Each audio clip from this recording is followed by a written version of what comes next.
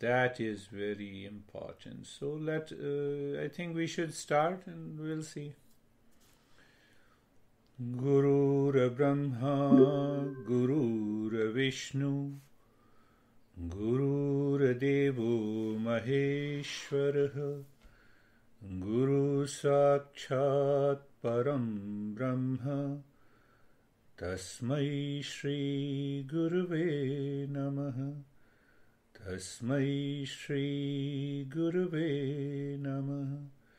Dhyanamoolam Gururamurti Puja Moolam Guru Padam Mantramoolam Gururavakyam Mokshamoolam Guru Kripa.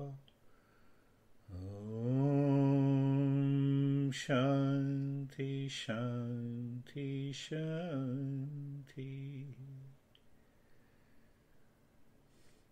I enjoy recalling, and that is the way of the Eastern wisdom, because the knowledge is passed on by the teacher and his teacher and his teacher. So that is why it is always good to remember our teacher. So you see that if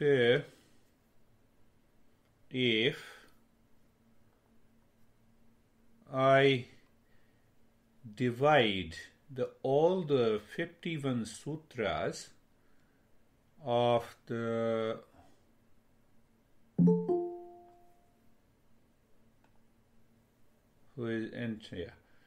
So all the 51 sutras into a different heading, that will definitely make a sense to you. I have done it.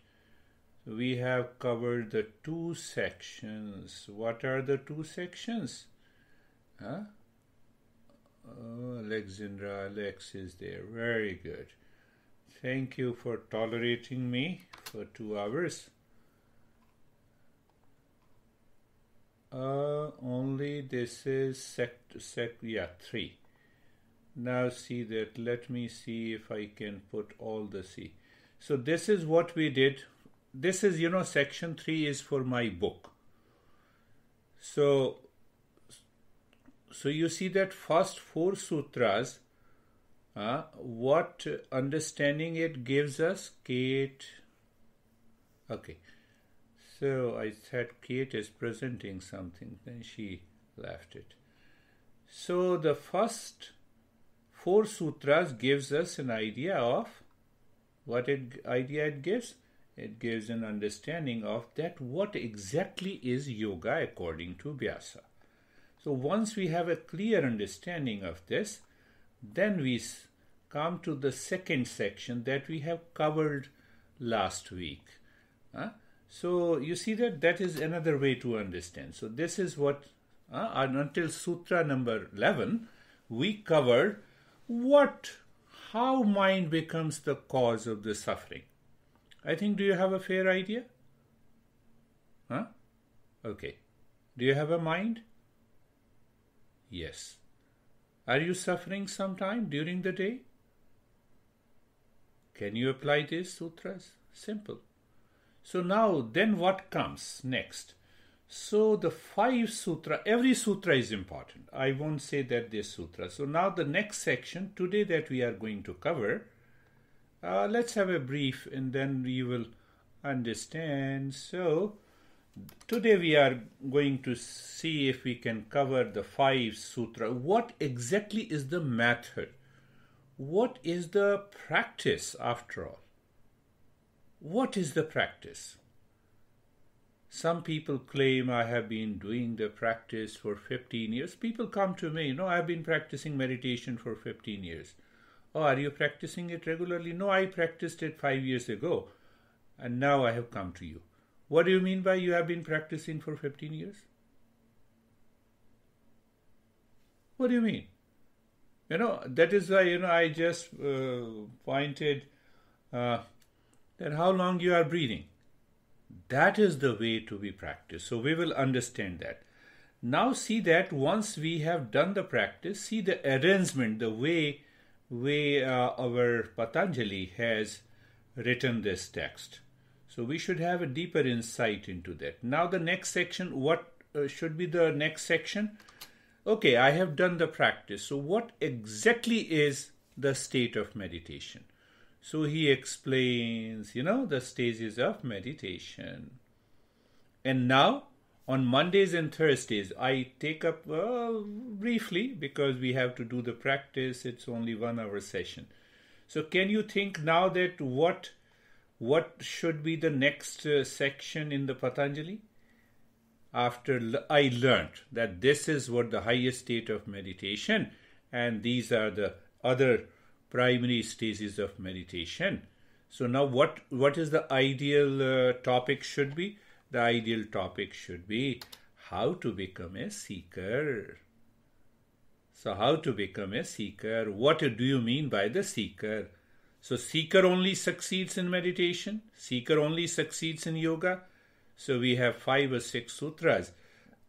That what exactly is the sutras? Now comes, Patanjali is quite clever and intelligent in the sense, in the next section he comes that you have been talking about the real self.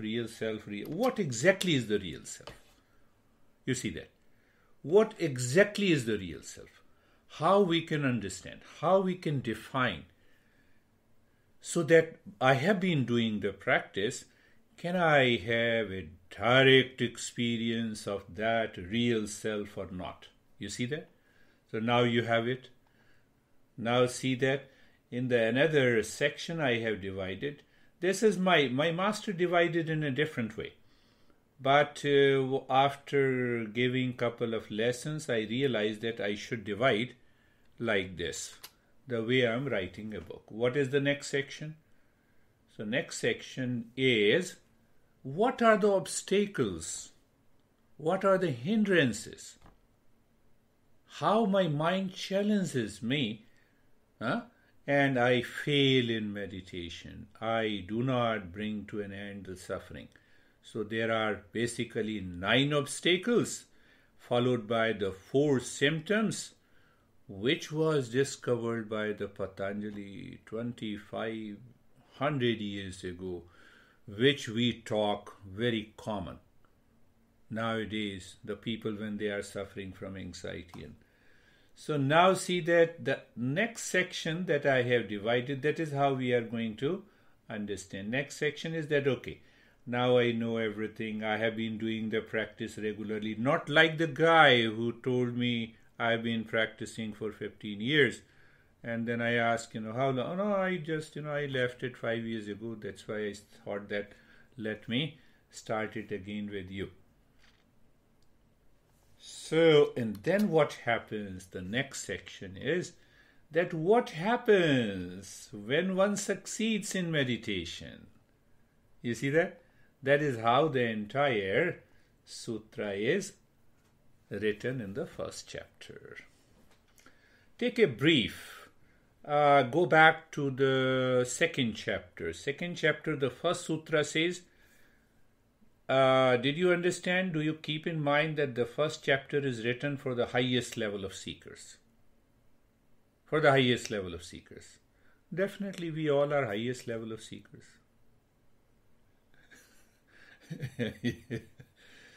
So the second chapter says that, I feel lot of challenges in my life. So second chapter teaches us 2 different stages. The middle level of seekers. Okay, now I have lot of challenges of the mind. So people come to me with the mental challenges. So I start helping them with the second chapter. What is that? Tapah swadhyaya ishwar pranidhanani kriya yoga. So that is the second format of yoga. What is kriya yoga? Discipline and education of the mind. First, tapah. That is tapah. Literally means this. So how to discipline and educate your mind? Swadhyaya, self-study. So self-study not only from the knowledge, but also studying yourself. So you are becoming aware. You see, CBT? CBT is at a very primary level. But we teach CBT in the second from the second chapter in detail. You see, cognitive behavior therapy, I think Kate and Lara knows. Then in the same, now you stand nowhere. Behavioral therapy. Huh? Cognitive behavior therapy, yeah. Cognitive. Yes, and then now you stand nowhere in terms of the clarity and understanding. Then we move to the Ashtanga Yoga. Okay, let us follow Yama and Niyama. Who follows Yama and Niyama? Let me follow it. But now go to the third chapter. The third chapter teaches you the basics of meditation. What exactly is the basics of meditation? So it explains in the first 4 sutras. Deshabandhasya chitasya dharana tatra pratik tanata dhyanam. Then it teaches about samadhi, and all the 3 together becomes. Now go to the first sutra of the 4th chapter. Still the Patanjali constantly says, did you succeed from the first chapter? Okay, very good. You need not to study anything more. Second chapter. Oh, now you learn how to discipline and educate your mind. Do you understand what it means by discipline and education of the mind? Now, if you cannot do it, okay, here are do's and don'ts. Yama and Niyama are nothing but do's and don'ts in life. Follow the rule. On the street, on the road. Follow the rules of the driving. Follow the rules of the life. That is what it is. So because you are not inclined, your mind is too much stressed, and you cannot raise your level of awareness. So now go to the 4th chapter. Janma Aushadhi Samadhi. Where it says Janma Aushadhi Samadhi. No, Janma Aushadhi Mantra Samadhi. There are 4 means to reach to the highest state of real self. Janma, by birth. Aushadhi. Here comes a very herbal combination. I have done it. It gave me some result, but then I left it. It's almost a 3 months program that you start eating certain herbs from the day 1, day 2, day 3, so 3 to 4 months of that. And then you have to live a totally secluded life, only alone life. So that is the process that comes from the Tantra. So Janma Aushadhi, mantra. So when we learn mantra yoga and nada yoga in detail, we can reach to the same state. That is what Patanjali referred in the 4th chapter, and the 4th is the samadhi. So you see that in all these categories of different modes of practices, different levels of practices, we have included in the Patanjali Yoga Sutra. Now understand what it means by a seeker. Do you know Bhartrhari Nath? I believe you study Hatha Yoga, Pradipika, right? Do you study Hatha Yoga Pradipika? I have converted Hatha Yoga Pradipika also into a different questions. So you'll find the name Bhartrhari Nath. He was a great master. He was a great master. So in the very beginning of the Hatha Yoga Pradipika, you'll find the names of maybe 20 or 30 masters. One of them is Bhartrhari Nath, Gorakshnath, Matsendranath, Balaknath, Bhartrhari Nath. So I thought to start the journey of 2 days with Bhartrhari Nath. Bhartrhari was a great king. Now think of becoming a speaker, of a seeker at the same time. While you are learning, absorb that in your mind. Think of what your mind is thinking and how Bhartrhari was thinking. Ready, John? Yes. Brother Hari was a great king. He loved his wife, his honey, too much. So when you do something too much, you get obsessed. But anyhow, he was in deep love with his wife. And the Indian culture, you see that it is full of these monks and the masters. Beard guy, unbeard guys. So a monk came to his kingdom, blessed Bhartrhari, and gave him an apple. If you eat this apple, you will live longer, you will live healthy, your brain will become sharp. Bhartrhari was a great king, very noble king. You can say a noble president. He was taking care of it. Now pay attention. Every step you have to apply, you have to see that where your mind stands.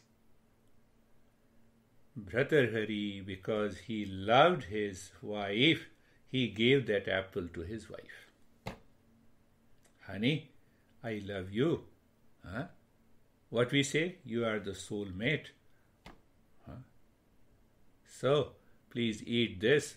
Our monk, one monk said this, it will take care of your health. And that is what happens. We offer the best to our beloved.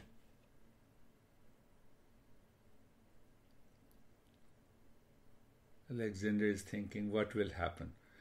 The next step, that his wife loved the head of the stable, the horse farm, dearly. So his wife gave that apple to that very well built. Do you know the story? No, you don't know the story. Think of it. How my mind is working. God bless you. But that stable master loved a pros in the city, in the kingdom. So he gave that apple to the pros.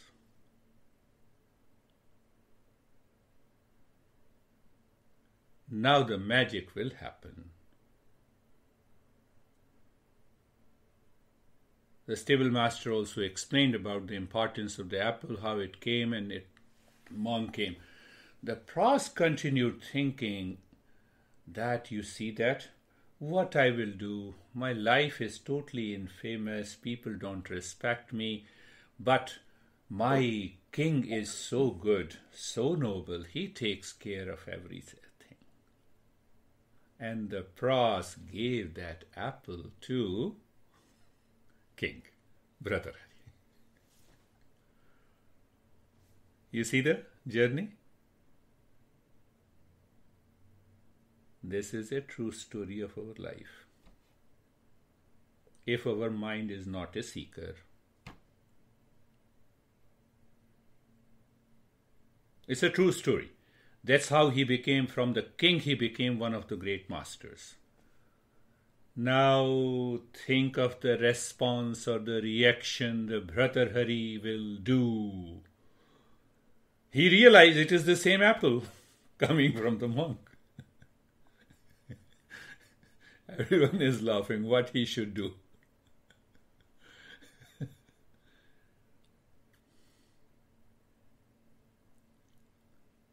We should not lose our intellect in times of stress, in times of anxiety, in times when the mind is surrounded by conflict, failures. So, one response we already know, come on, honey, you are no longer my honey, take a divorce. And the king was in power. He could pass on the judgment. So the Bhartrhari started thinking. And he asked the FBI to investigate the matter. In those days, FBI. So ultimately, his intellect was there. He did not bring his intellect down. Sometimes we take a action in just a reaction, in a spur. Done. You see that? He did not do that. The very important quality of becoming a seeker. Whatever the problem in the life is, my intellect should remain intact and it should follow the principles of the Eastern wisdom. So ultimately he got the entire clue, he got the entire story. That apple went to the stable master, from the stable master the pras, and from the pras it came to me.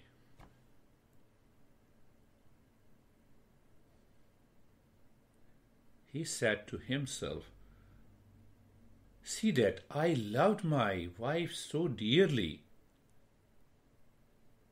She did not have any problem. That is okay if she loved the stable master, but again, even that master also did not love my wife. I should have been happy. What is this? What happens in the world? And the stable master loved the pras, and even the pras, that pras where I never went. I was simply aware, and she out of love offered the apple to me. Look at it. Understand the entire journey of the mind. Fear, pleasure, pain, grief, everything is included there.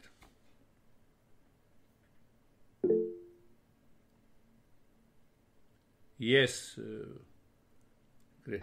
So I have a quick question for clarification. So that story is not, that's a story of not being the highest level of a seeker.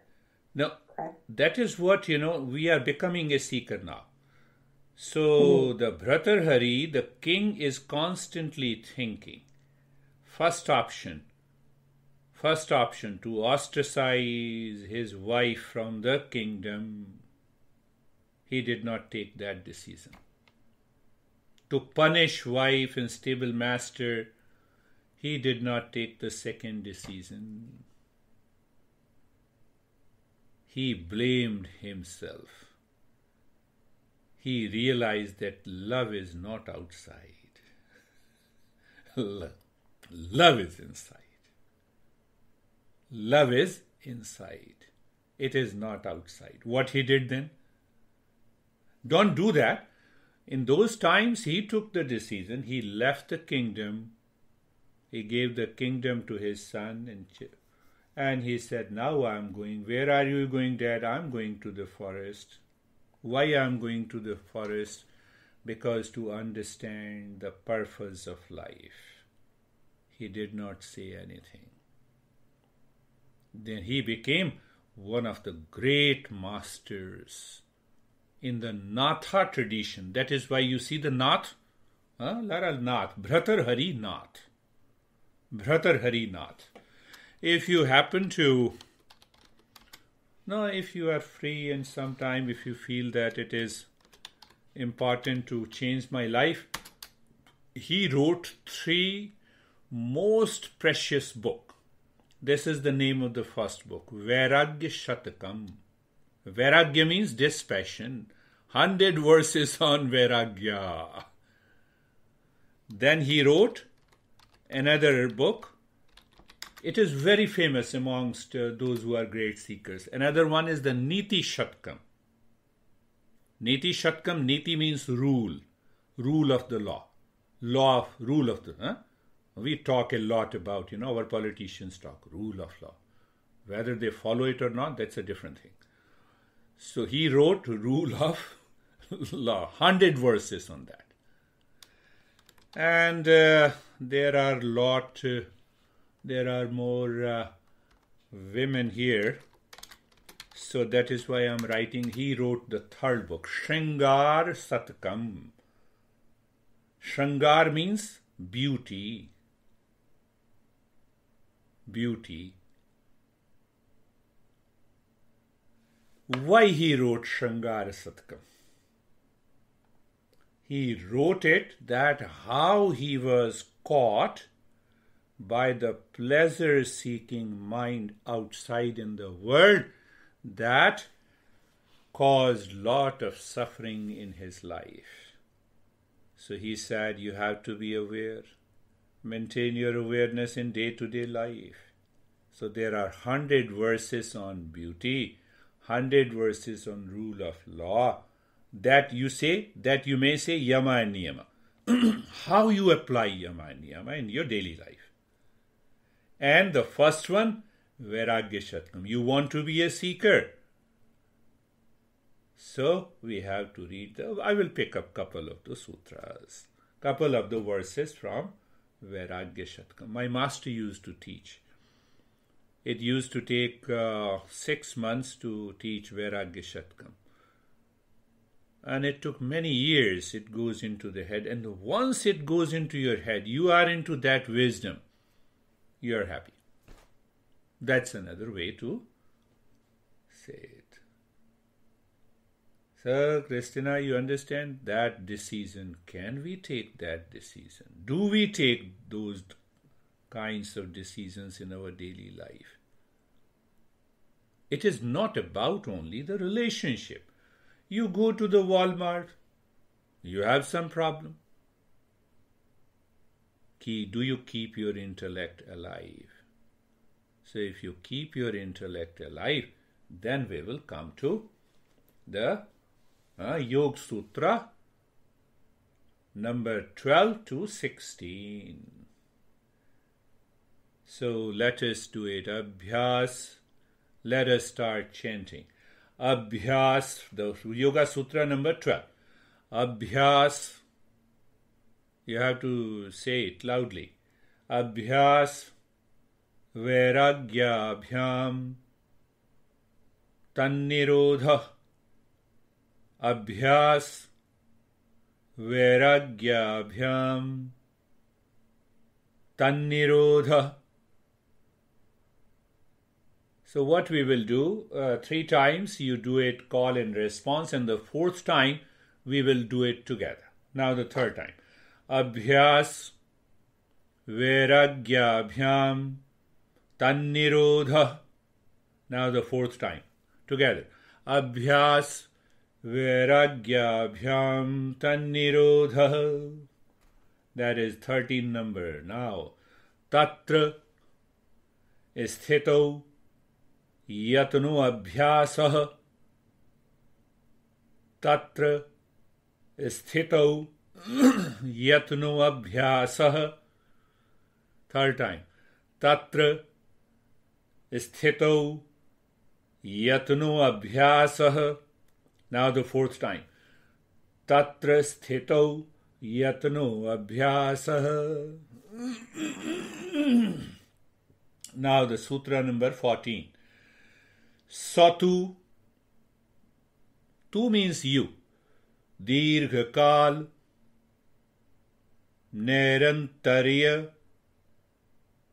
Satkar. Adar sevito. Dadbhumi.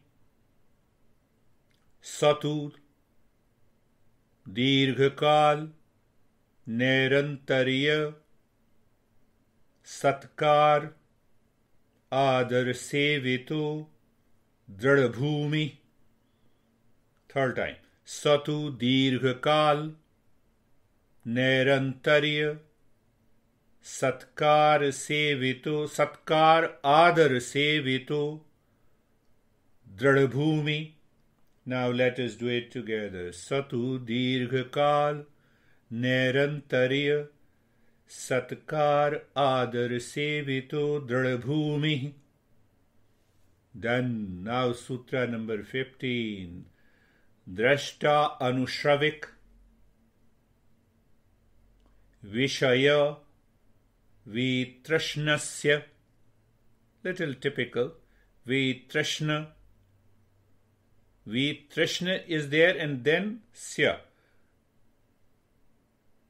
Vashikara Sangya Vairagyam. Again, Drashta Anushravik Vishaya Vitrishnasya Vashikara Sangya Vairagyam. Third time. Drashta Anushravik Vishaya Vitrishnasya Vashikara Sangya Vairagyam. Now let us do it together. Drashta Anushravik Vishaya Vitrishnasya Vashikara Sangya Vairagyam. Last one sutra in this category. Tatparam Purushkhyatahi Gun Vaitrashnyam. Tatparam Purushkhyatahi Gun Vaitrashnyam. Vaitrashnyam. Can you say it again? Vaitrashnyam. Yes. Tatparam Purushkhyatahi Gun Vaitrashnyam. Third time. Tatparam Purushkhyatahi Gun Vaitrashnyam. Fourth time. Tatparam Purushkhyatahi Gun Vaitrashnyam. So now we come to the first one. Where is the first one? Abhyas Vairagya Bhyam Tanirodha. Simple meaning. Regular practice with dispassion. But I have deliberately using the translation as regular practice with wisdom and dispassion is the method, to make it more clear. What is wisdom? The wisdom of Bhartrhari. That is why I told you that story. In everyday life, wisdom of Bhartrhari. Applied wisdom is dispassion. Applied wisdom is dispassion. Now see that the story of the Bhartrhari. He did not fight with his wife. He did not hang a stable master. He did not appreciate it. Pros. It has to do with me. That is what we are seeking, my friends. Poverty inside and riches outside. Or riches in both the space, in the inner space and also the outer space. Now think of it. Poverty inside, all kinds of riches outside, all kinds of luxuries and the comfort is outside. Again go back to Bhartrhari. That's how we will understand. This sutra is very important. Once you understand this sutra, the rest of the sutras becomes easy to understand. Mind is constantly running due to the 5 subjective states and 5 objective states. That is what we have understood in the last sessions.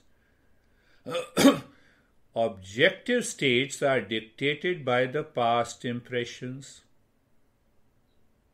Go back to Bhartrhari again.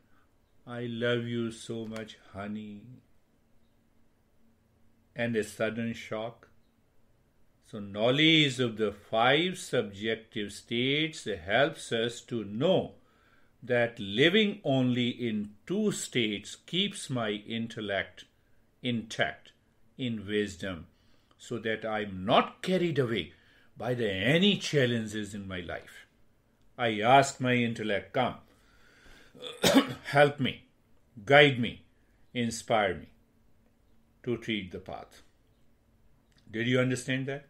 That is why Patanjali covered first 11 sutras. What he said, do you remember? 5 subjective states of the mind. Yoga can only happen in last 2 subjective states of the mind. Did you understand the simile do you remember the simile? Is Arizona in USA? Is Arizona USA? Yes. Is USA Arizona?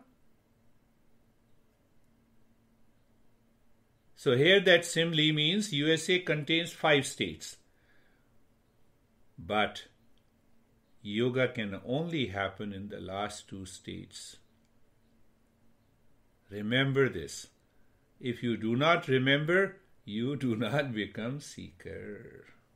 You do whatever you do. The outer riches cannot lead to inner riches. That is what the Bhartrhari, you see the intellect of the Bhartrhari? He should have a great ego, guided and dictated by the first 3 states of the mind. Come on, hang this girl. I love this, now I hate her. Hang the stable master. Hang the pras. I don't want to listen to anyone. That is why I talked about that story. There are many other stories, real life stories. So we should understand what causes the inner poverty that manifests in anxiety, in stress, in relationship challenges, violence, jealousy, hatred, and reaction. When we understand that, wealth cannot buy happiness. It is living reality in me. It is not a philosophical statement. And when that happens, the mind lives supported by the intellect. So, someone was talking to me that I give cross-referencing. Yes, to have a clarity of understanding. If we don't clearly understand the principles, nothing happens. So there is another text which is known as Bhaj Govindam. What it says? Satasangatve nesasangatvam, nesasangatve nirmohatvam, nirmohatve nischaltatvam, nischaltatve jivan mukti. I hope, let us sing that together. Let me put it and remember this. That is here it is. Where it says, Satasangatve, can you say that? Satasangatve, Nesasangatvam, Nesasangatve, Nirmohatvam, Nirmohatve, Nischaltatvam, Nischaltatve, Jivan Mukti. Bhaj Govindam, that is the name of the text. But now I will give you another name of this text. The name of this text is known as Moha Mudgar. Moha Mudgar. Mudgar means hammering. Moh means delusion. So you hammer on the delusion by the intellect. Then you know what is the exact practice. So that is the another name of the text. You see, if you don't hammer your delusion that you are living with, nothing is going to happen. So now what is the meaning of this? I have already said. Association with the masters brings non-attachment. We have to listen to it again and again and again and again. Until my mind says, I am okay now. Non-attachment leads to right knowledge. Right knowledge leads to permanent happiness, to which the liberation follows. You got it? Listening again and again. Not listening to the best-selling authors, listening to the traditional masters. Otherwise, they will say, buy my book first. So, satsang means a company with the teacher who should be well versed with the different texts of the Eastern wisdom. So, if a particular concept has to be cleared, he has to take a cross-referencing of the different texts, because because those principles sometimes are elaborated in detail in different texts, because Patanjali has to compose the sutra, so he has to compress it. So you have understood. So now let us go to Abhyas Vairagya Bhyam Tannirodha. Can you say it? Abhyas Vairagya Bhyam Tannirodha. So I laid a foundation of what it is. Now pay attention to each word. Abhyas, persistent practice. The first word. Second, Vairagya, non-attachment, desirelessness, dispassion. Did Bhartrhari had any passion or desire while taking a decision? No. He said, bye-bye, honey. Keep loving whatever you're doing. I'm not interested. Now I found that love is inside. It is loving. What we do. Now, I'm not saying that we should take that kind of a decision. There are no Himalayas here. And we are not a king. So based on our situation, condition, events in the life, we should take a right decision by the intellect. Anyhow, leave this. Abhyasa, the first word, means persistent practice. Vairagya means dispassion. Abhyam means both. And Tannirodha. Tannirodha means empty the mind. So what is the meaning? The practice has two elements. Practice has two elements. One is dispassion, other is practice.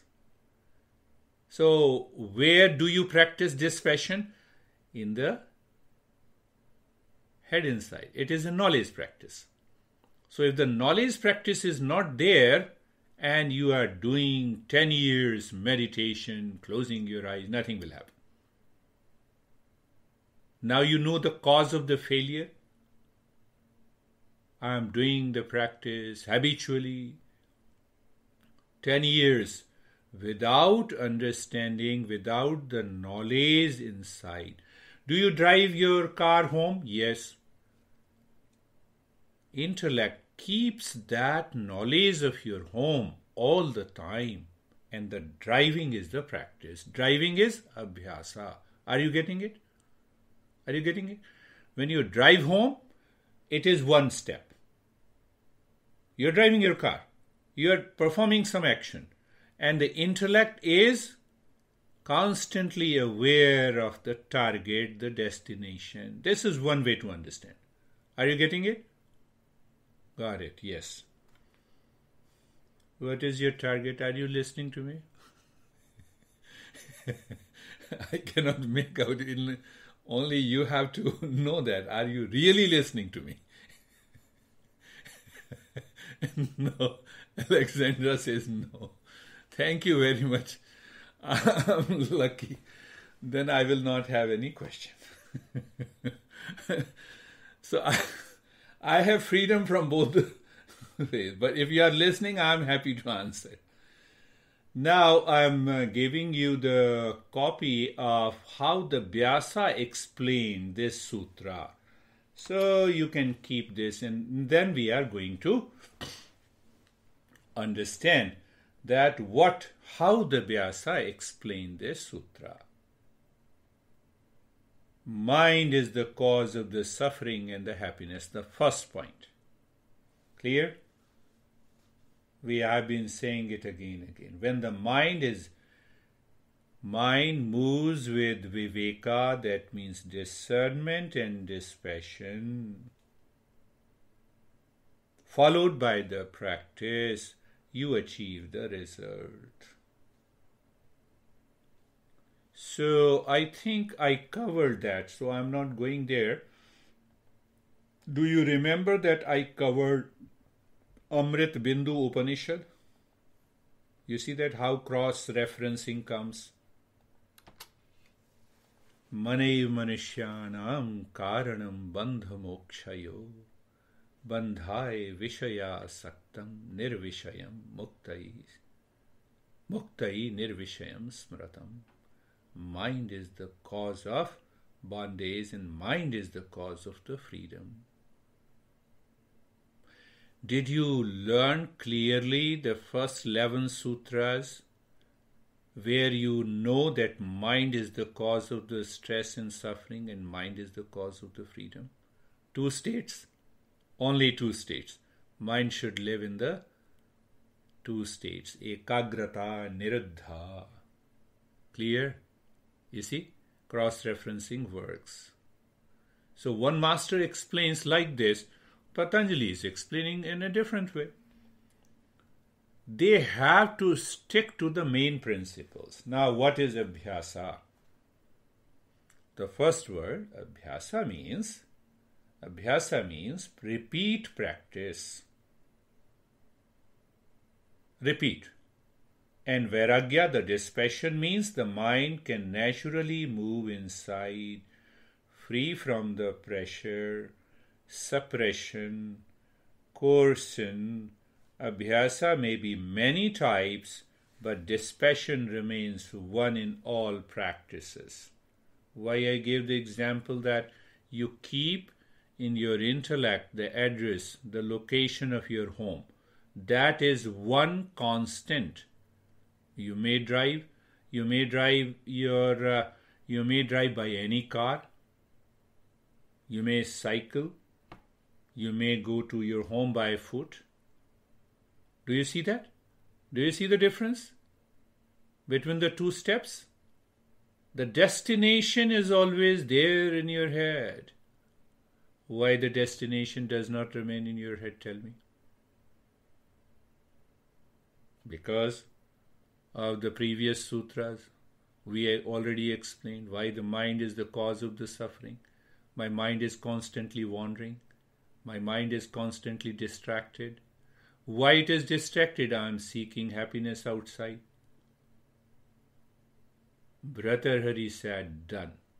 I loved only one beautiful woman, and she loved someone else. I have to discover where the love is located. And he became the great master.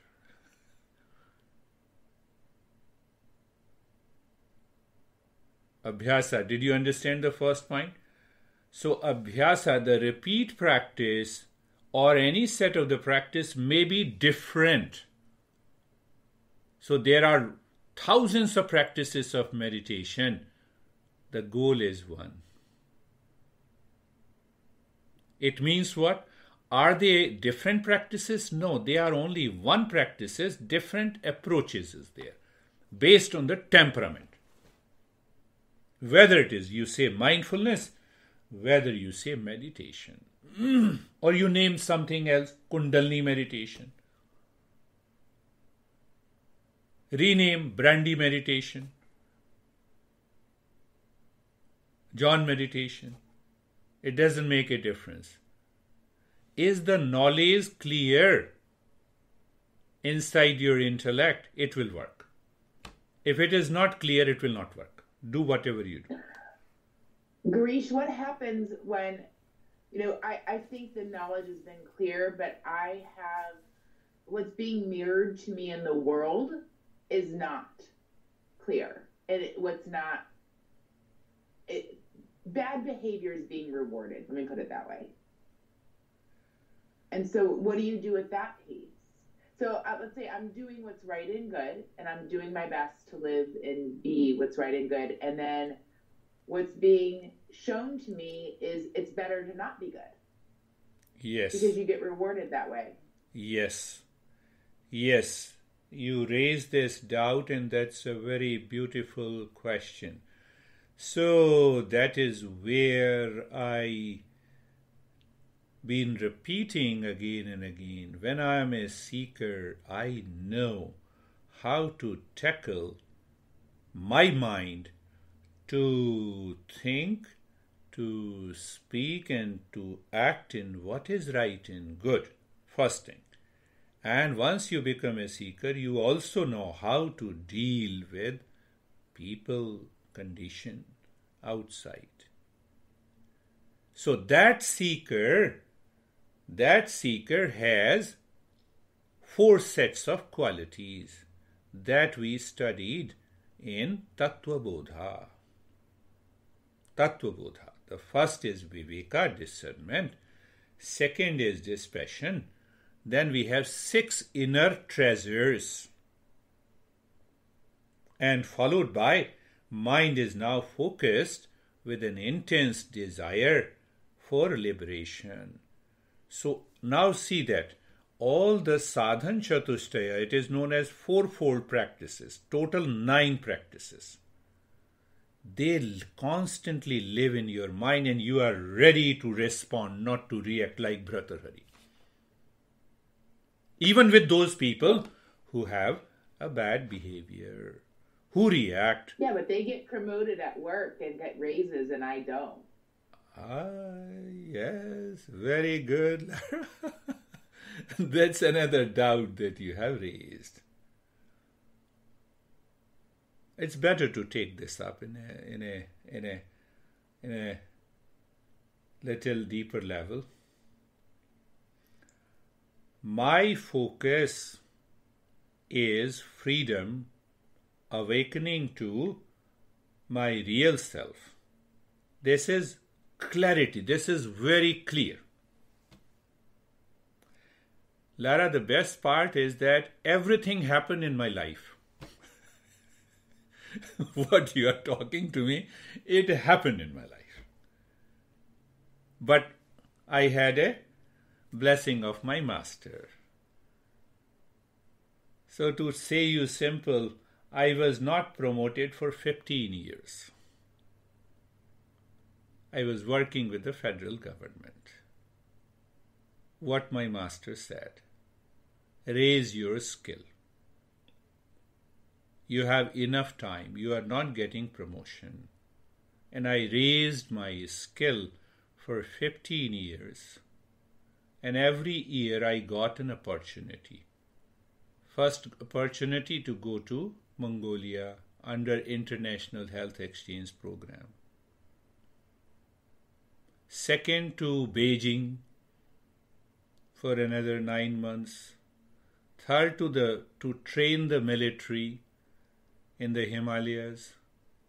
Fourth, in 1993, I got a funding of more than $1 million to see if yoga is effective in rehabilitation of substance abuse people. That promotion had no meaning. That promotion had no meaning. And it is only because of the blessings of my master I am here and talking to you. I got a special visa. So now understand basic point that I realized much later. Where my focus is. My focus is on promotion. I am doing a good work. Very good. I am doing a nice work. Doing the nice work, where is the focus? Focus is here or focus is there. So my dear friend, the same teaching you should apply what my master gave. Raise your skill. Continue. Continue raising your skill. Leave them if they don't want to promote you. See the result. You see again the point. I want money. I'm not so worried about the promotion. What upsets me the most is that bad behavior is rewarded. No comparison. Leave that comparison to them. Bhartrhari left the comparison. Bhartrhari left the comparison. Let me keep my mind cool. What you are doing, it's none of my business. The way I am thinking and speaking and living my life in the state of the calmness and peace is more important than what others are doing. And I have seen that exactly the same thing, Lara, in my office. One assistant was there and he said, "What did you get? You are working so hard. You reach to your office half an hour before. You leave the office half an hour later. And that I made a rule to myself. I enjoyed that. So now this guy told me, what you get? You did not get your promotion. I also did not get.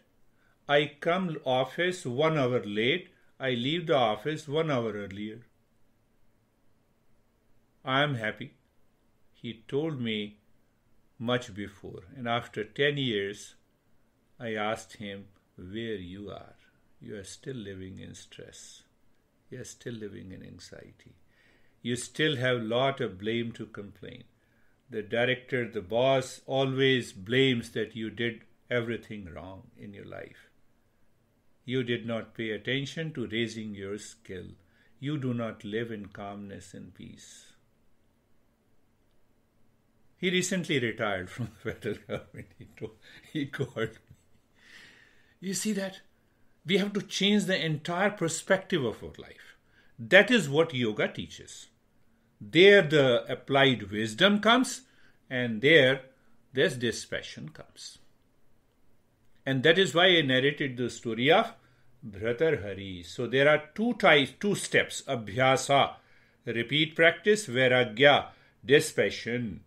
So by vairagya, which is applied, now see, what is dispassion? It is applied discernment. It is applied viveka. And what is viveka? I'm answering again your question in a different way. What is applied discernment? What is discernment? What is real? What is unreal? Only real is my real self. So my focus is on the real self. From there, if I keep my focus on the real self again and again and again, constant awareness is there, my mind becomes calm. I see the bad behavior, I see the reaction, but I say, okay, thank you, this is his way, this is my way. Are you getting it? This is your way of bad behavior, this is my way of living. Why? Because peace and calm is stronger than your reaction, your bad behavior. Do I have that belief? Do I have that faith in myself? Only when the mind is not seeking anything outside. Yes. Okay, so here's my question. So because then I've been on this path, I've been doing good, and then something that happened about a year ago came back up this past week and a half. And so, I mean, this person's been in jail, and then they get promoted. And I just don't, and I have, and everybody, and they've done a lot of illegal things, and I just don't understand. Here, I show up, I do what's right and good, I be there, and I can't believe that this person, there's plenty of other people that deserve to get promoted or get a recognition, but they rewarded the worst person.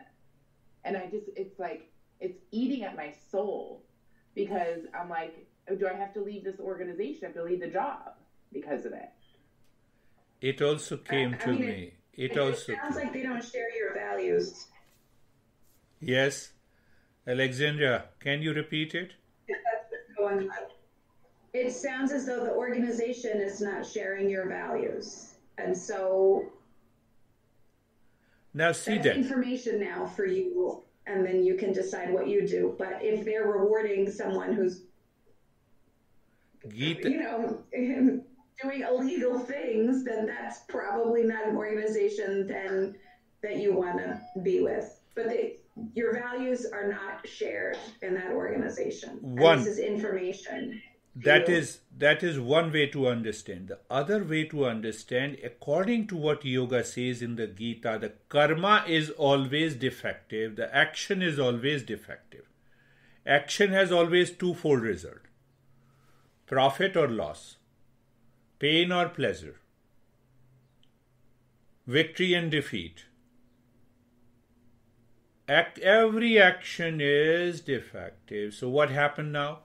You did everything right, but their perception is totally different. You want to judge according to your performance. They judge according to their inhibition, their ideas. Can you change the mind of others? No. Remember the principle of yoga. Have a bigger smile. Continue working. Focus on the work. No comparison, to keep the mind calm. But in that way, I do not get the profit. Where your mind is going?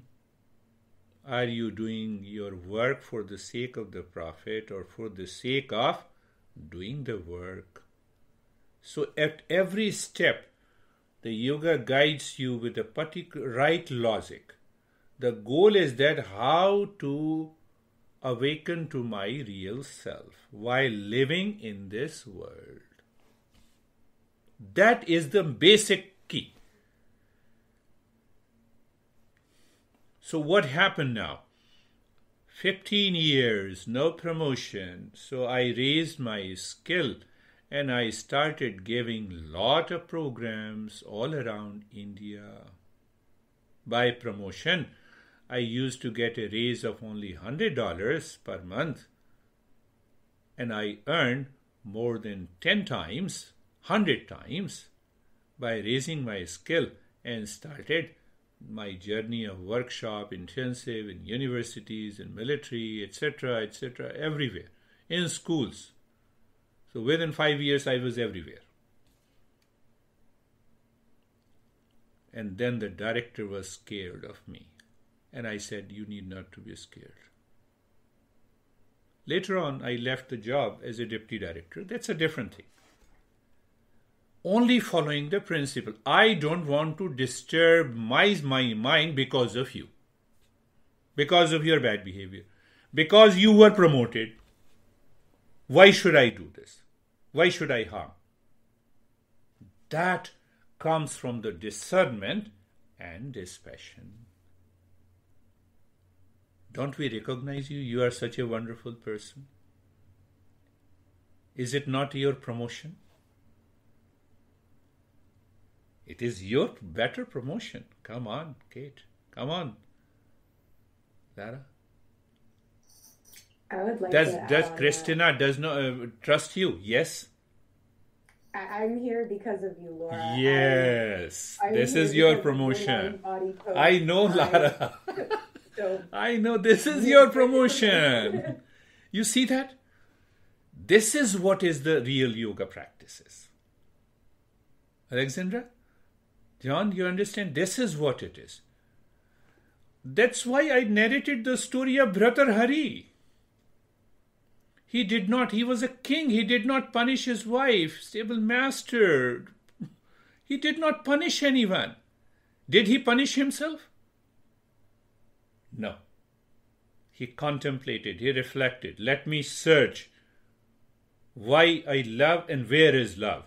And he found the love within. He became one of the great masters. So you are already promoted because of your good behavior, because of your right attitude, because of your concern about others.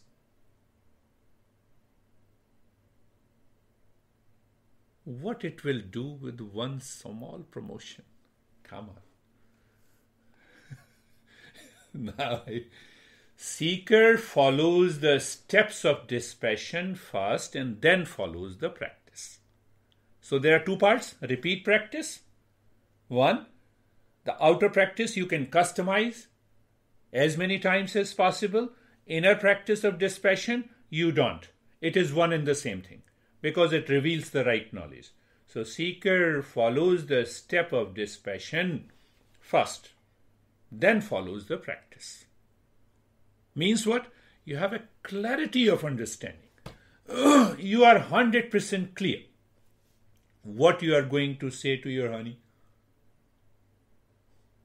So Bhartrhari went to his honey queen, said, honey, I'm done with you. I have no regret. But I have regret on my mind that my mind got obsessed with you. Do you see that? So if I get obsessed and I continue to get obsessed, hell with you. Divorce. I will see you in court. What you will see in court? You start suffering now.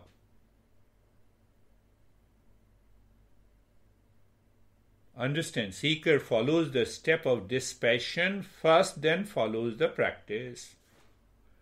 Now, if you do not follow the path of the dispassion, the knowledge is not clear in you, and you are doing the practice for 10 years, will it bring the result? So now you know what brings the failure. What fails you? Goal is not clear. Goal is not clear. So now understand another part is very important. It's a soul of the entire journey of Eastern wisdom. To know it, to desire it, to act on it. First is the knowledge, second is the desire, third is the action. If desire comes first, knowledge is not there, you will be frustrated. Always. So I told you first time, intellect should remain intellect. Even in times of stress, duality and conflict. Any person has deceived you, cheated you, acted with a bad behavior. No, my intellect should remain alive. So it's a very, you can remember, ichhati, na jnanati, janati, ichhati, karoti. Remember this. Janati, ichhati, karoti, janati, janati, ichhati, karoti, karoti, karoti. Janati, ichhati, karoti. I remembered this abbreviation in the beginning. JIK. Janati, knowledge. Yoga lays stress on the intellect. A person engages in action if there is a desire in his mind. The power of desire regulates all actions. Right? Power of desire regulates all action. But the desire is based on the knowledge. Do I have a right knowledge? The human being first acquires the knowledge. It is the nature of the human being by default. We don't apply it. The human being first acquires the knowledge, then chooses to reject or accept a thing in the life. After that, desire translates into action. So what is the issue here of dispassion? We should understand the relationship between knowledge, desire, and action. Lara doesn't love me. Now that is a desire. Say, for example. Now I have to examine why this statement is there. Why I have this desire. The first step is to understand if we are eligible to act. Do you understand what I'm saying? The first step is to understand if we are eligible to act. It means we should learn to become a seeker on the path. Anywhere in life. The second step is to know the nature of the action and how to practice it. Third step is to contemplate and reflect. That is what the process of discernment and dispassion is. The fourth step is to find our relationship with the action. And life is very clear.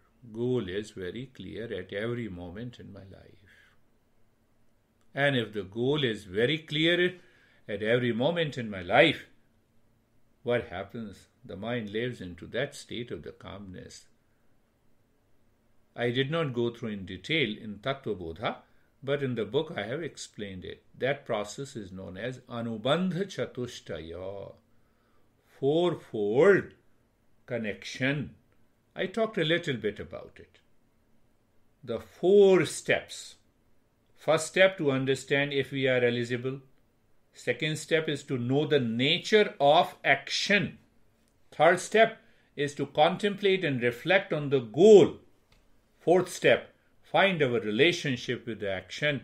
Now I found the relationship. Here is the knowledge. Here is the desire. This is the way I'm going to act.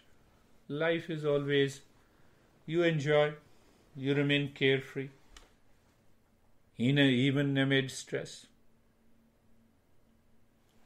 So I'm just bringing another cross-referencing of Anubandha. Practice or abhyasa does not succeed without right knowledge. Be 100% clear.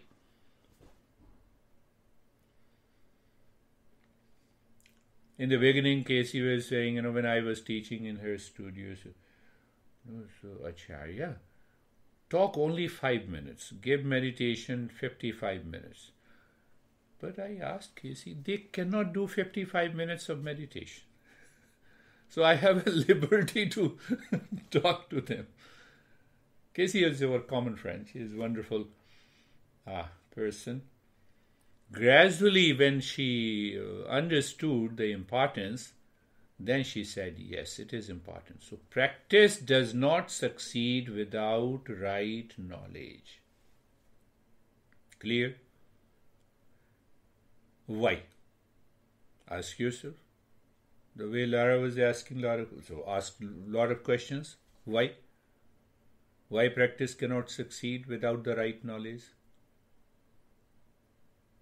Mind is filled with the past impressions, wrong notions and ideas.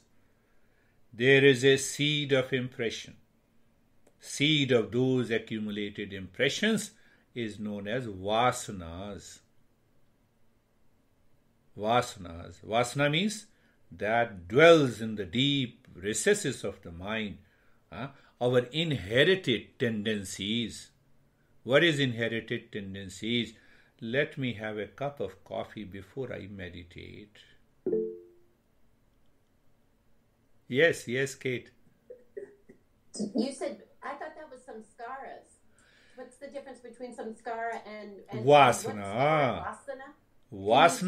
Vasana is a seed and sanskara is a sapling. That is how you understand. And because of those sapling, it triggers the mind to have a thought. Okay, it is good. It comes from the previous impression. That triggers. Okay, it is not good. Is that V-A-S-A-N-A? Yes. That's the word you're... Yes. Let me write the 3. You see, now you understand why the dispassion is required. You are getting into it. We are getting into it. This is you can copy and paste in your notebook. Vasana, seed, sanskaras, impressions, means it grows into the sapling. And then comes the thought. You see that? See the clarity? Now I sit in meditation. My mind has inherited tendencies with a lot of challenges that I have felt in the body. Body will start visiting. I'm not correcting my mind. I'm directly going into meditation. It does not succeed. I have a wonderful person. He is a big boss in Johnson & Johnson in New Jersey. Big boss. He continued coming to me for private lesson for more than 9 years. I lived in New Jersey every Friday. Now I want to learn. What he told me in the beginning is very rational. Don't teach me any asana and breathing and practice. I only want to learn meditation. He could not sit in any meditative pose. But his intense desire, he started with lying down. And after 1 year, he said, now I can sit easily for 1.5 hours without moving the body. Understanding. It's all about the knowledge. So I have a clarity of understanding. And his wife is a Kundalini Yoga teacher. They both have been my students. Casey knows this. So remember this. What is Abhyasa? That drops and dissolves all the thoughts of the mind. So first is millions of thoughts pass through your mind every day. We succeed in knowing hardly few thoughts. Trillions of impressions are there created by the thoughts every day. We hardly know them because they function below the conscious level. So when you apply what? You apply discernment. What is discernment? What I am and what I am not. What is real and what is unreal. So that's a long step.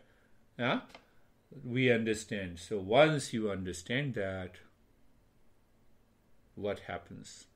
Now the mind is clear. Now the past impression is going to make your body crazy, but you have already understood you cannot do it. Mind cannot do it. And then do the practice. And I have seen a lot of people who have 100% clarity. They paid more attention to the listening. That is, listening and learning from the teacher is known as satsang. You might have heard the word satsang. Satsang does not mean that you call and respond Om Namah Shivaya, Om Namah Shivaya, Om Namah Shivaya, and you get out of it. No. It should go into your head. The mind becomes clear. And I have seen a lot of people, they get absorbed in meditation who have not done even the meditative posture, who have not done even a single posture. And they used to sit in my sessions sometime for 2 hours and 3 hours. Knowledge first. Remember, J, Janati, or you can create an abbreviation. Knowledge, desire, KS, action, KSA. Knowledge, desire, and action. Knowledge, desire, and action. One day I realized there is not a single thought in the mind. I am totally absorbed in meditation for 2 hours and 3 hours. On the other day, the mind says, no, you have to do this, you have to do this. On that day, hours of meditation drops down. So what is Abhyasa? That drops and dissolves all the thoughts in the mind. We are answering all the doubt. Doubt should be clear. There should not be doubt. Doubt means what? Do you remember in yoga? Anyone? Doubt means when the knowledge sleeps. That is doubt. Our definition is so deeper and clear.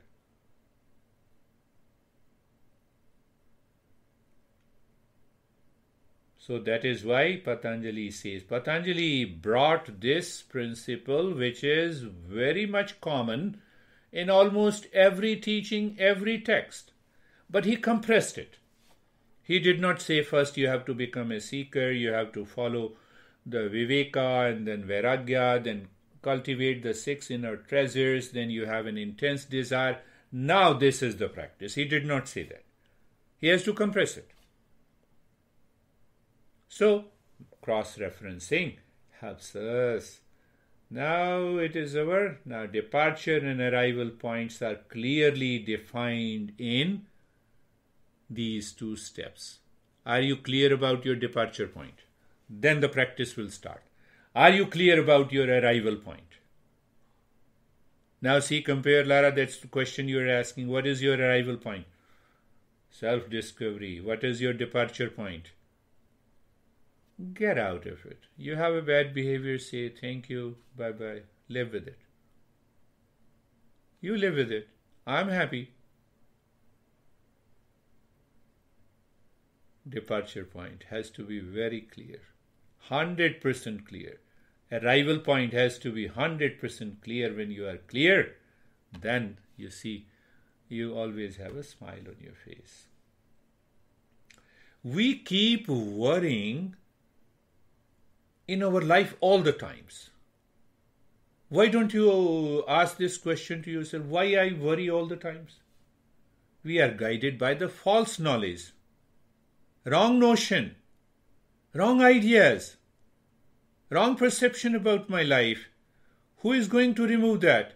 Discernment and dispassion. Do you see that? Patanjali resolves these challenges by explaining these few sutras, Bhasa and Vairagya. How many times or days we clean our home? Another question comes.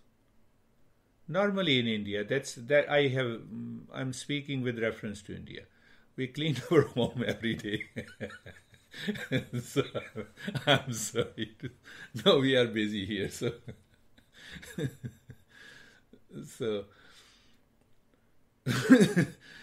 so Viveka and Vairagya, discernment and dispassion, cleans your mind every day, every moment. Otherwise, what happens? Alexandra is smiling. My mind says, why she is smiling? Is she insulting me? You see the wrong notion? Unnecessary. Come on, you are smiling. Let me share with you. How many times you feel insulted? You don't want to tell me. If other one is laughing, even it is making fun of you, have a big laugh. Oh, that's good. Why? That very I is a wrong notion. You see, that is the height of the dispassion that we are going to understand this. Are you clear? Change your life.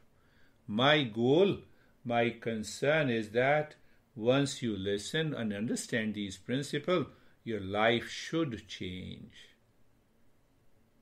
From today, your behavior, your attitude, your response in your life must change. That is the goal of yoga. Now we come to the great explanation from Bhasa, the commentator.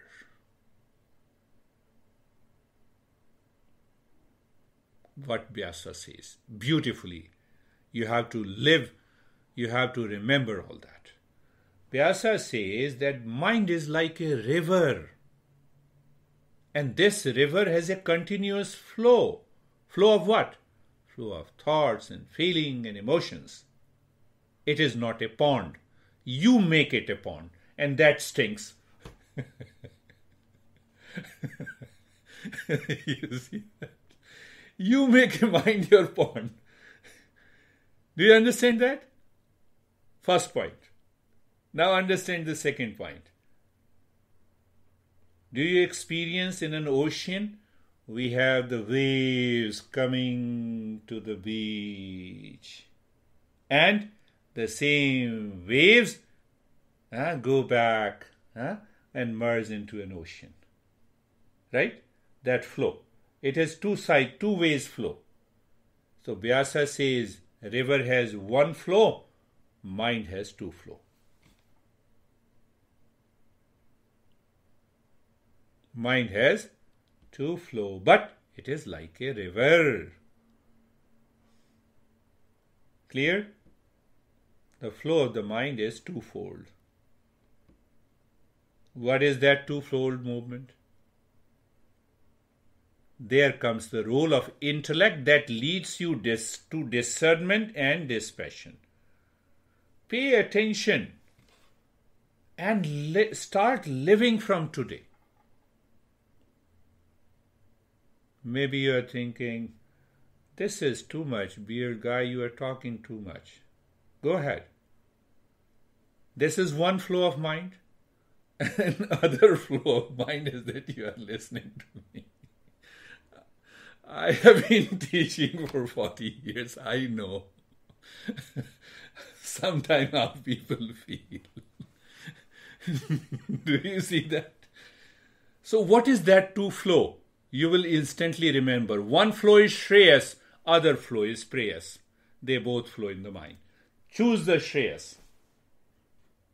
And then practice meditation. Every meditation will succeed. So we will understand what is this Shreyas and what is this Preyas. in the intellect. What is Shreyas? Shreyas simply means my intellect knows what is right and good. Preyas means what I like and what is pleasant to me, I want to grab it. Now, Lara, ask the same question that you asked me and find out. Let the intellect follow the Shreyas. You are having a bad behavior. Thank you very much. Live your life.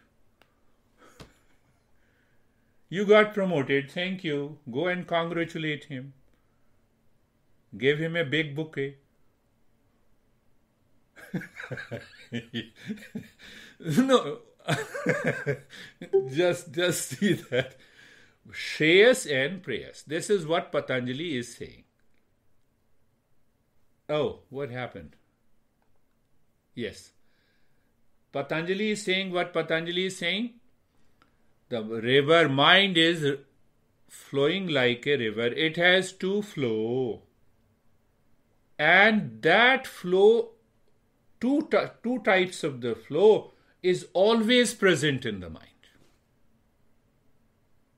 Always. So I should be aware to ask the mind to follow the Shreyas at all the time. You do it for 24 hours today. Tomorrow we do practice meditation. That meditation succeeds. Because you have been cleansing the mind by following the path of the Shreyas. That is why, Lara, we say, what we say, mindfulness is an effortless, natural practice. It is not a practice. So it means which out of the two is more important, practice or dispassion? Tell me.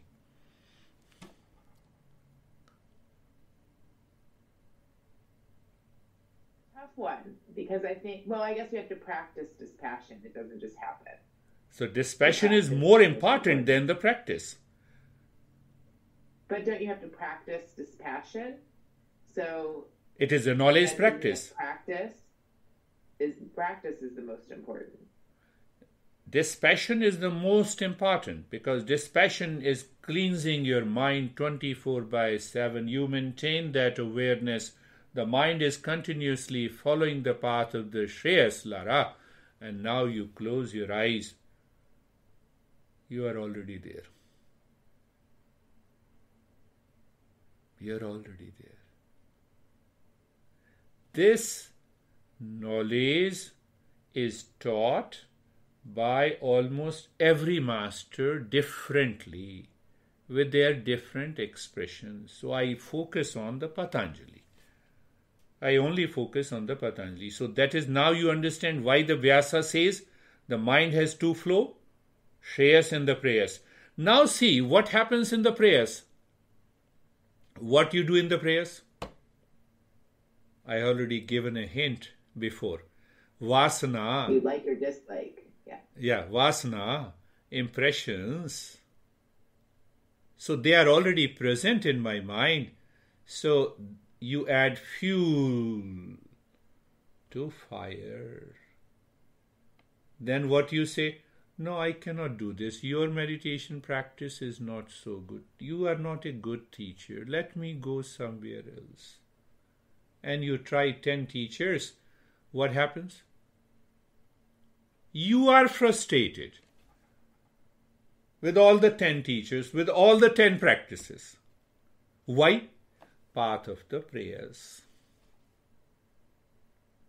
Are you getting it? What you have to do with my beard, whether you like it or not, your goal should be fixed, focused. What is your focus? To get the knowledge. Finished.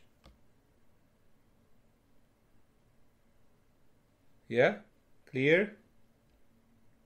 Now in Tantra, we use a different way. We say, in Hatha Yoga text also that verse is there. I have not written, but it just came to my mind.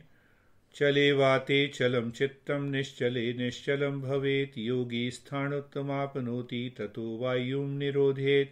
You don't understand this path of the Shreyas and the Preyas, what the Bhasa has just explained. So then the master gives you another insight. If you regulate the breathing, the mind is regulated. If you regulate the mind, the breath is, prana is regulated. Follow this path. So it means what? Any breathing practice that we do in any meditation is to regulate the mind. Secondary benefits are there, more physiological. You increase the oxygen concentration in the brain. It's okay. Now see, we keep a wrong notion. You see, after all, I'm doing a breathing breath work, breath meditation. That increases the oxygen concentration in the brain, and that helps me succeed in meditation. Okay, don't practice any meditation. Bring the oxygen cylinder. Increase the oxygen concentration in the brain. Let me see whether it helps you or not. Then leave the practice of meditation. You have to force. As a teacher, you have to force. Come on, understand the principle. We are not against science. No doubt. That is also a part of the knowledge. But we go with the same wrong notion. Okay, your oxygen concentration increases. I did a lot of research studies on asthma.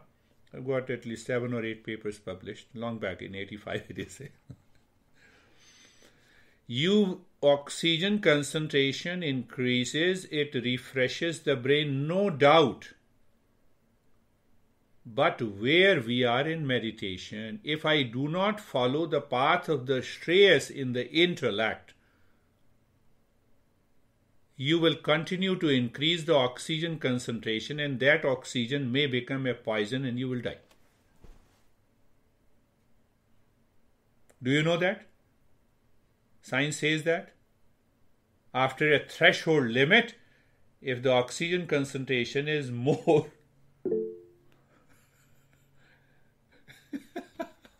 I'm not against. Yes. Girish, we just finished a similar study with studying what's called coherent breathing, right? So breathing with the adolescent mind, and the breathing exercises and the movement. We did movement too, the yoga. Reduced anxiety and depression in all those kids during, this time, during, the time of COVID. So even during this time when they're all isolated and on the phones, and on the texts and on the computers and stuff 24/7, these kids that did this breathing, this coherent breathing and the movement, their connection was increased, their depression was reduced, their anxiety was reduced, and their feeling of well-being was increased. Beautiful. And you add one more thing, clarity. You make them understand these principles of yoga. They will never go into anxiety again. See that? See the point, Lara? This is what the Patanjali is. Yes, Alexander. Little question. Every spring, the trees grow and they bloom and it's beautiful and my sinuses fill up and the pranayama all of a sudden is no longer an enjoyable practice.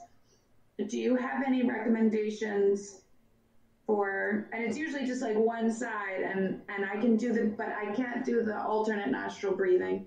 Do you have any specific recommendations? Yes. We will spend some time and we will do this practice. Okay. Maybe the next week you remind me, the first half an hour we will do the practice. That would be wonderful. Yeah. One. And I try and make raw honey as long as I can put off the Zyrtec. Can you buy a sesame seed oil? Yes. And are you comfortable with putting 2 or 3 drops of sesame seed oil into your nostril? Yes. I keep it here. Okay. During this season, I always keep this. Wow. I have regulated couple of life. So I put 2 or 3 drops every couple of times, and then I do couple of practices that we will learn next Sunday. And just right here where you can reach, just inside. You're not doing a deep swab. Wow. It is gone. In Ayurveda, the sesame seed oil is considered most effective, potent weapon against any kind of allergies. And if we add them with the breathing practices, it will help a great deal. Thank you. This is very exciting. Very good. Come back. Twin principles work together. What is the twin principles? Abhyasa and Vairagya, practice and dispassion. So now did you understand that when we say dispassion, now we are understanding it is Shreyas. So intellect moves the mind to the Shreyas. Now the mind is empty. Now I sit in meditation with eyes closed, and I have done one thing more to understand. Our great master Shankara says, let me write it so that you will keep it there. There are 4 stages of dispassion. I'm summarizing the next 3 sutras also, so that it is better to understand. So they have a different name. You see that 4 stages of dispassion. In the first stage is known as Yatmana, which refers to the understanding to lead the mind away from sensual pleasure or seeking any kind of a pleasure outside. Now the mind is not seeking happiness outside. That is the first stage. It is only an understanding. That is the first stage of dispassion. Clear? Vyatireka. Vyatireka means clarity and conviction. Now there is a conviction. My mind is not going to move anywhere. The stage that makes us aware of the level of dispassion towards certain objects. Clear?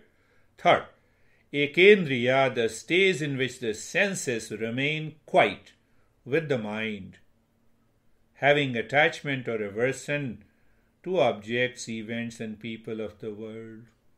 Third stage. And what is the fourth stage of dispassion? You are already there. You are living in the state of mindfulness, whether you practice or not.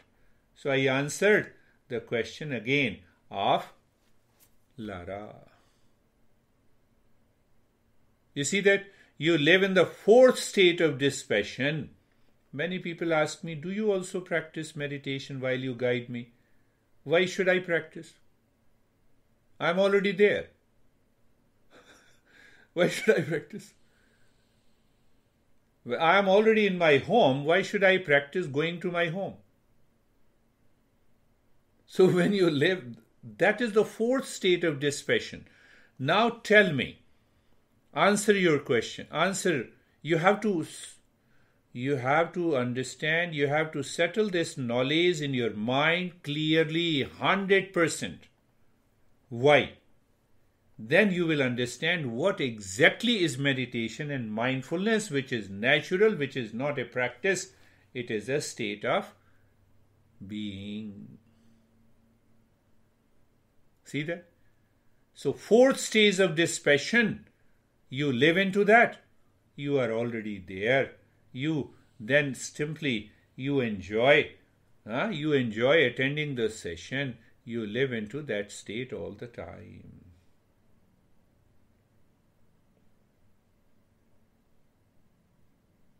You did not ask me the question, what exactly is the practice? I said 2 points, practice and dispassion.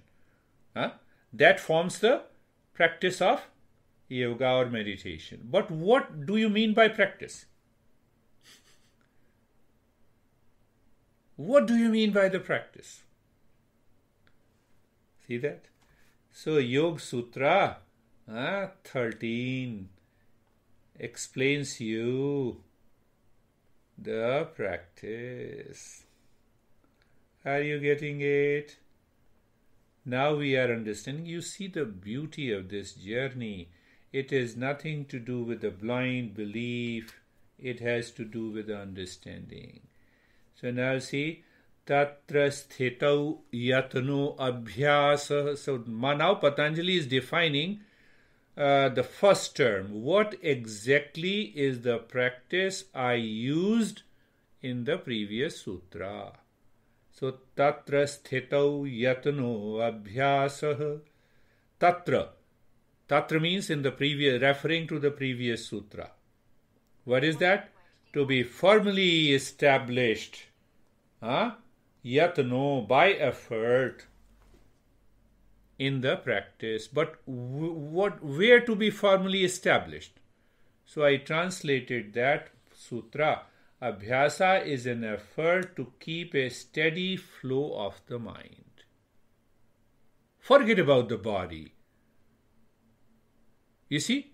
And you see Lara and Kate and John. You see Terry. What is the goal? She always says, I maintain my awareness of the real self. She has Parkinson. Someday her body moves so fast. You have seen Christina. And on the other day her body doesn't move at all. He is doing the success in meditation. So what does Patanjali mean by practice? The word practice, abhyasa. He says, what he says. Can you guess from the previous sutras? What is yoga? What are the two states where the yoga and mindfulness can happen? Only in the fourth and the fifth state. Am I aware of the fourth state, ekagrata? Yes. Can I continue to maintain that ekagrata, one-pointedness of mind? Yes, I have. That is what the abhyasa is. Abhyasa is not moving the body or keeping the body still. They are secondary. They are important in the beginning or in the later stage. But what is most important is to maintain that awareness inside. Are you getting it? Did you understand that point? You should be very clear in understanding. Abhyasa means effort. What kind of effort? The effort is made to maintain a particular state of mind. What is that particular state of mind? The state is minimized state of wandering of mind. It means the mind is free from the three subjective states. What are the three subjective states? Wandering, forgetfulness, obsession. Mind should not live in these three states. If they live in these three states, then the meditation fails. Now you know why the meditation fails. And why people claim that, no, I don't like your meditation. I don't like the teacher. You are responsible for it. Your mind is already living in the first three states. That's why you fail. It is an effort that makes the flow of the mind calm and relaxed. We'll understand later the flow of the mind on any object or emptiness is allowed is an effort. That is an effort. Say I'm looking at you, constantly looking at you. My mind is, say I'm looking at Lara. My mind goes to John. I bring it back to Lara. That is an effort. Are you getting it? But not by force. If I do by force, it means my mind is following which flow it has? Prayers. It does not have Shreyas. I fail it. You see, all the threads are joining together. Vasana. I told you seed. From the seed you have sapling. It is waiting for the right environment to trigger the mind to have a particular thought. Just out of the blue, I don't say John is bad. It comes from the previous impression. But John is good. I'm just citing an example. Don't be so serious, John. So you see that? It does not come out of the blue. So now intellect knows, come on mind, are you following the path of the Shreyas? Oh yes. Okay. Now first is Shreyas inside, and now I am doing the practice. Practice means I return again and again to the point of the Shreyas. Practice always succeeds. Don't worry, it took me 10 years to understand this. But listening and learning again and again. But your commitment may bring the result in few weeks. Now, what is the secret behind it? That secret we are learning on Saturday's meditation session from the another text. How the hell you are joining all these stuff? Yeah, that is the way we have to learn this Eastern wisdom. So what happens? Now ask yourself. You are following the path of the Shreyas. Good. Now when the impressions, they appear, they disappear. Your mind goes back to that step that is known the practice. So what happens? You become 100% objective. What does that mean? You become aware of the seer behind what is going on. The seer behind, and in the front all kinds of thoughts are going. Thoughts of the Shreyas is going, and the intellect says continue. Thought of the Preyas is going, intellect says hold on, return. The seer is there behind. So what happens by this twofold practice? What Patanjali explains, you awaken to the seer. You awaken to the seer. We will do it, and let me explain this clearly. So that is explained in another text which is known as Drag-Drashya Viveka. That is how the traditional masters teaches. Rupam Drashyam Lochanam Drak Tadrashyam Draktu Manasam Manasam Drashya Dhivratyah Sakshi Dragev Natu Drashyate. My master used to sing beautifully. So what it means? Now see, you have a right understanding of the Bhasa and the dispassion. So what the master is saying? What the master is saying? That is what the fourth stage of dispassion. And then we will have, you see, I am seeing you. You are an object for me. Eyes are the seer, knower, right? First step, right?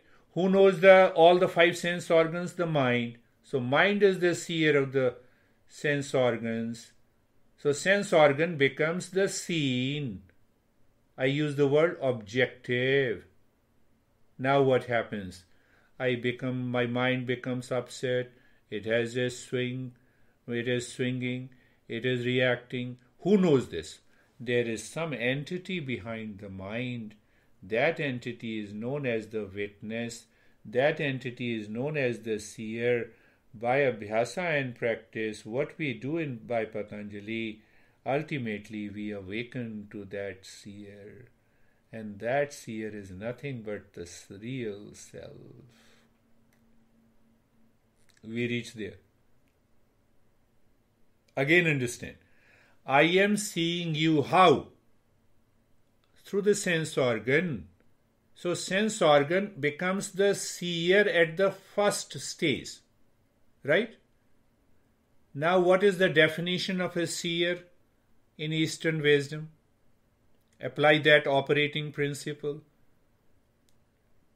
The seer, the real seer is only one. First, what is the property of a seer, real seer? It is only one. it does not change. If any seer changes, it means it is not the real seer. Does my sense organ change? Yes, it changed. That's why I have glasses now at this age. So seer is changing. It means it is not the real seer. Let me find out. Mind is looking at all the 5 sense organs. Now mind is the seer of all the 5 sense organs. Clear? What is operating principle? Seer is only one. Real seer never changes. Does the mind never change? Always change. So it cannot be the real seer. My goal is to find the real seer. Here and now. You are doing the practice. So, who knows my mind is upset, my mind has a thought? There must be something behind the mind. That is the real seer that never changes, that is everlasting, that is pure consciousness, that is witness, that is the seer, that is the goal of yoga. Then we explain what is that seer? That seer is absolute existence, consciousness, bliss. We have to understand that. That what is that real self? It is permanent peace and happiness. Nothing happens to that. That's another journey. But here, until now, you understand that part. Are Alex, Brandy, Brittany are listening, or they are in meditation? They can. Oh, they're listening. So yes, any question? Did you get it? Clear? I have a question, Girish. Yeah. So then, is the seeker the intellect, or is the seeker the witness, or both? Seeker takes place in the intellect. Okay. And the real self is behind the intellect. So difference between seeker and seer. Seeker and knower. Driver, what we say, student, driver is the seeker.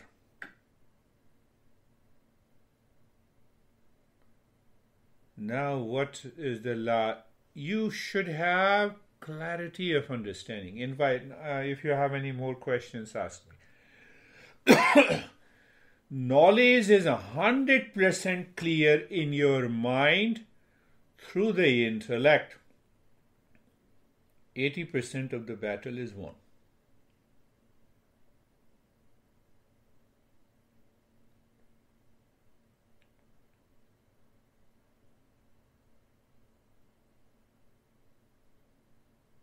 Question. Did you understand? I navigated you from the sutra, then from the sutra to the different aspects of the sutra. Then we understand what the Bhasa says. Bhasa says mind has a two flow, Shreyas and the Preyas. Intellect can determine what is right and good. But how only the seeker knows what is right and good? It is not based on your intellect and my judgment or your judgment. That will not work. That will not work. Why it doesn't work? You see, majority of rational people have destroyed all the religion. Religion says, do this, don't do this. My intellect says, why should I follow?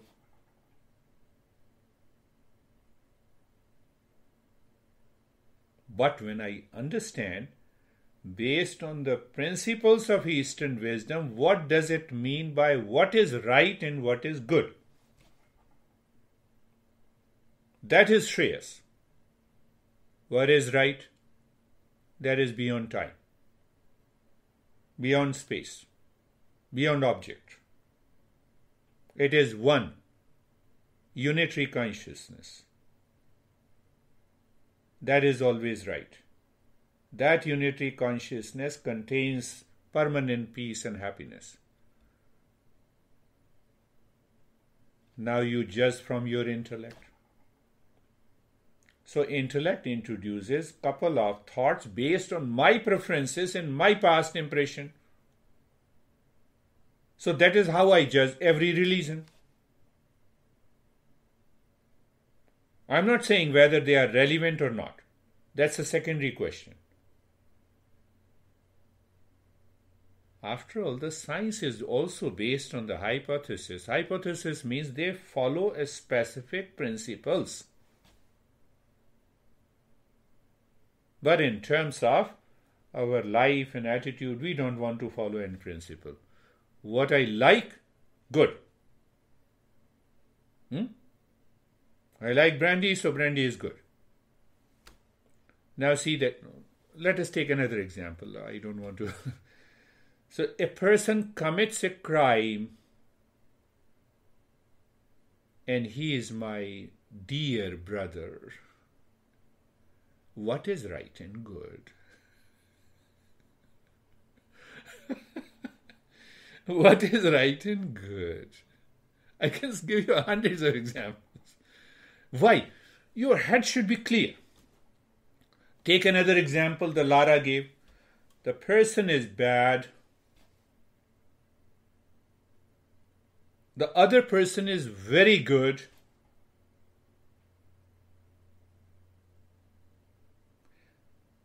Good and intelligent, caring for an institution. Who should get the promotion? That is the first question. Second is, who will give the promotion? What is his attitude? What is his attitude? So that attitude is decided by his intellect, by his preferences. So he says, continue, Lara, who cares you? I like this guy. So there, the path of the Shreyas is not there. Do you see that path of the Shreyas is not there? Can you infuse the path of Shreyas in his or her head? No. Be happy. You live with the Shreyas. Continue the journey. That is the way the life is.